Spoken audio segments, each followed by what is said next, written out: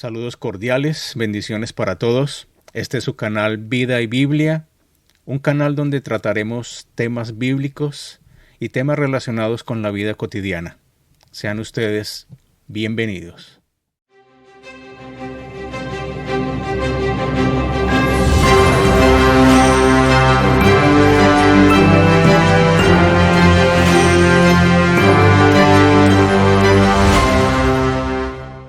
Una de las características mencionadas por el apóstol Pablo que de cierta manera podría agrupar por completo a las otras características es el falso amor o un amor aparente, cuando él dice, amadores de sí mismos, y amadores de los deleites.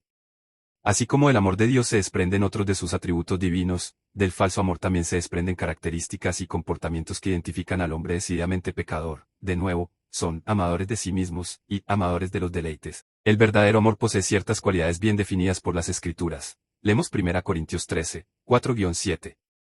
4. El amor es sufrido, es benigno, el amor no tiene envidia, el amor no es jactancioso, no se envanece. 5. No hace nada indebido, no busca lo suyo, no se irrita, no guarda rencor. 6. No se goza de la injusticia, más se goza de la verdad. 7. Todo lo sufre, todo lo cree, todo lo espera, todo lo soporta. Si lo que nosotros llamamos amor no refleja activa y efectivamente la definición bíblica de lo que es el amor, lo que estamos sintiendo o manifestando no es amor. Algunos teólogos han definido el amor como, el amor es mucho más que un sentimiento o una emoción, es una decisión activa, santificada y fiel que busca el bien del otro, basada en el carácter de Dios.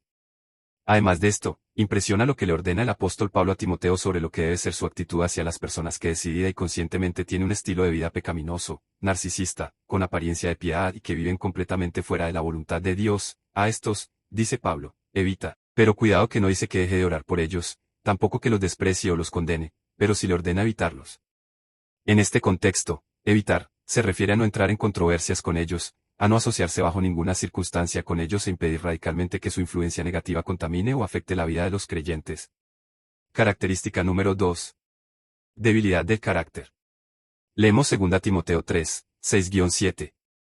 6. Porque de estos son los que se meten en las casas y llevan cautivas a las mujercillas cargadas de pecados, arrastradas por diversas concupiscencias. 7. Siempre están aprendiendo, y nunca pueden llegar al conocimiento de la verdad. Sin lugar a dudas, esta declaración del apóstol es muy fuerte, pero es palabra de Dios. Sus fuertes palabras nos deben enseñar algo muy puntual: no debemos consentir ninguna clase de pecado, ni siquiera en nombre del amor. No debemos consentir, tolerar o justificar el pecado en nosotros, pero tampoco lo debemos consentir en los demás. Especialmente cuando está en riesgo la integridad espiritual de la Iglesia. Como hijos de Dios no debemos permitir que el mundo y las cosas de este mundo moldeen nuestro carácter. Como hijos de Dios debemos reconocer que necesitamos ser transformados, purificados y santificados. Como hijos de Dios debemos permitir que el Espíritu Santo de Dios use la palabra de Dios para forjar el carácter de Cristo en nosotros. Es la única forma de ser nuevas criaturas, es la única forma de ser verdaderamente libres, es la única forma de tener la mente de Cristo. El versículo 7 es muy llamativo y revelador. Siempre están aprendiendo, y nunca pueden llegar al conocimiento de la verdad. En general, tanto los hombres como las mujeres somos espiritualmente vulnerables. Los hombres generalmente nos dejamos influenciar por lo que vemos, las mujeres generalmente se dejan influenciar por lo que sienten y por lo que oyen. El apóstol, aquí no está atacando a las mujeres, pero sí reconoce que, en ciertas circunstancias, ellas pueden mostrar mayor vulnerabilidad. Estudiando un poco lo que es el movimiento feminista, se entiende el porqué de la advertencia. Por lo tanto, el mensaje de advertencia que podemos extraer según el contexto de las palabras del apóstol Pablo es el siguiente: cuidemos lo que oímos y asimilamos solo para satisfacer los deseos de nuestra carne. Tengamos cuidado con prestar atención a cosas que aparentan ser de Dios y no lo son. Tengamos cuidado con practicar cosas que aparentan ser de Dios y no lo son, y cuidémonos de creer cosas que aparentan ser de Dios y no lo son, como les ocurrió a Adán y a Eva en el jardín del Edén. Permítanme darles un mensaje puntual a los jóvenes. Jóvenes, no permitan que el mundo y las ideologías progresistas de este mundo trastornen sus mentes o corrompan sus corazones. Tengan cuidado con lo que ven y con lo que oyen.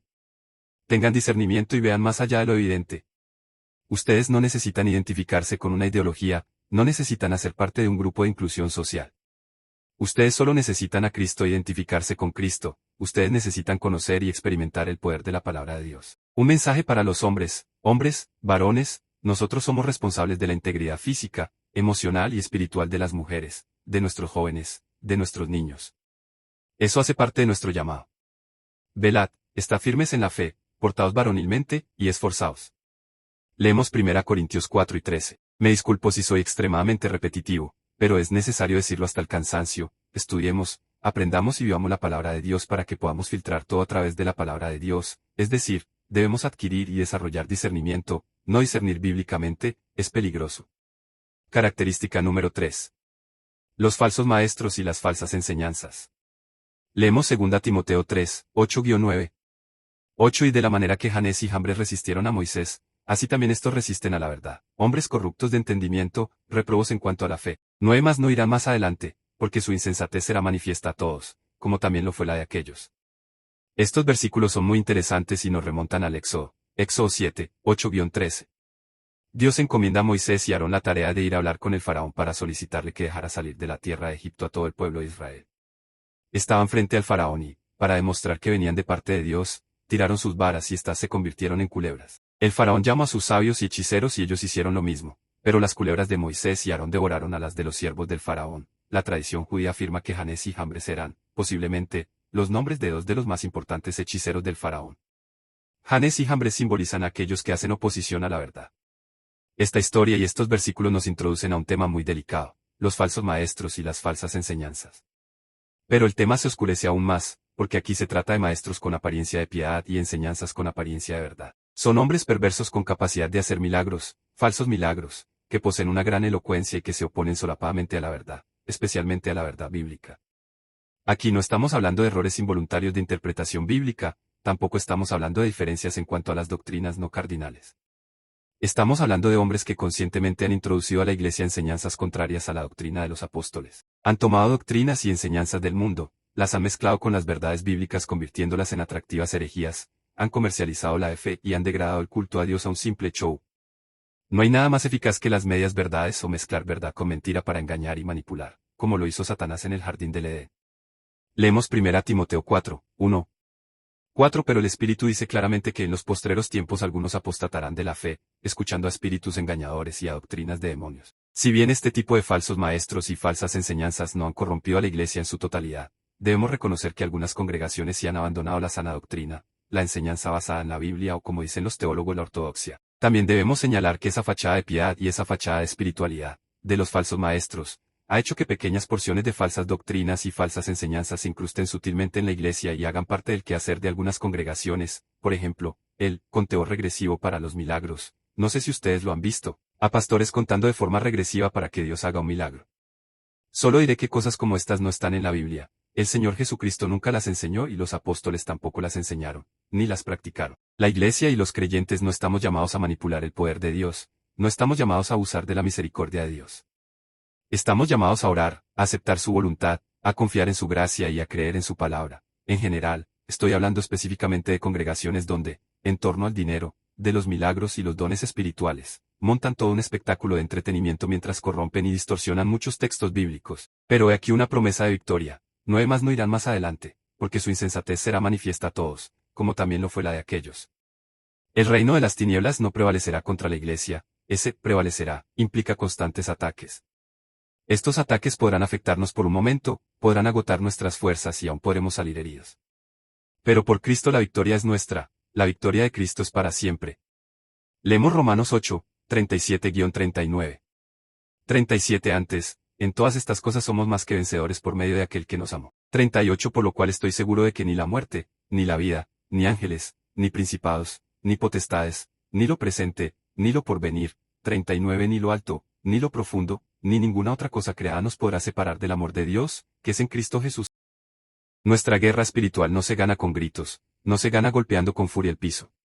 Se gana dando buen uso de las armas espirituales que sí tienen la capacidad de destruir fortalezas, de destruir obras de maldad, de destruir argumentos, de destruir ideas y creencias contrarias a la Escritura. Aquí, en este lugar, hay una congregación que tiene en sus manos la espada del Espíritu, una congregación que conoce la verdad. Esa verdad que libera, esa verdad que vence al mundo, esa verdad que vence a la carne y esa verdad que vence a Satanás. La verdad y la espada del Espíritu son Cristo y su santa palabra. La mentira solo se puede vencer con la verdad y si no proclamamos esta verdad, ¿cómo podremos vencer la mentira? Nuestra tarea, nuestra labor, nuestra lucha y nuestra guerra es la misma que fue encomendada por Jesucristo a sus apóstoles, es la misma que fue encomendada por el apóstol Pablo a Timoteo. No ha cambiado, es la misma. Ellos eran pocos, pero ellos trastornaron a todo el mundo. Veamos ahora cómo nos debemos preparar los siervos de Jesucristo para enfrentar tiempos difíciles.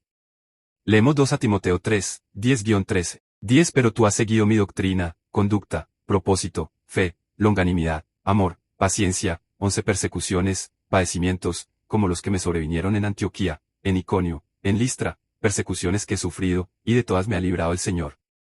12 Y también todos los que quieren vivir piadosamente en Cristo Jesús padecerán persecución. 13 Mas los malos hombres y los engañadores irán de mal en peor, engañando y siendo engañados.